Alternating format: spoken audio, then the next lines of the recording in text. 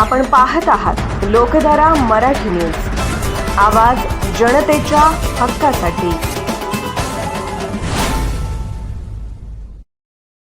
आंबाडी व गोमूत्रावरील संशोधनाला यश, प्राध्यापक नरेंद्र हिरेमठ यांना पीएचडी पदवी। कासेगाव एज्युकेशन सोसायटीच्या कुसुमताई राजाराम बापू पाटील कन्या महाविद्यालयातील रसायनशास्त्र विभागातील संशोधक विद्यार्थी प्राध्यापक नरेंद्र हिरेमठ यांना नुकतीच शिवाजी विद्यापीठाकडून रसायनशास्त्र विषयात पीएचडी पदवी प्रदान करण्यात आली।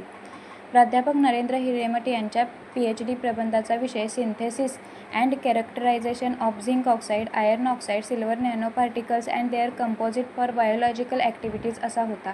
या संशोधनामध्ये त्यांनी आंबाडी भाजी व गोमूत्रावर संशोधन करून त्यांचा कर्करोगाविरोधी कार्यक्षमतेचा म्हणजेच अँटी कॅन्सर ॲक्टिव्हिटीचा अभ्यास केला।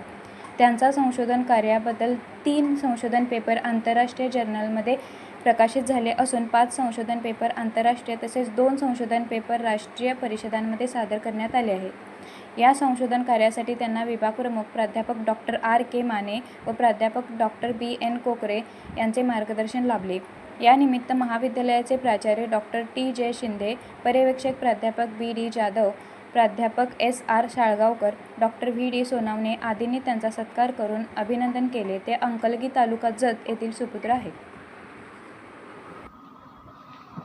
लोकधारा मराठी न्यूजला लाईक करा, शेअर करा आणि सबस्क्राईब करा।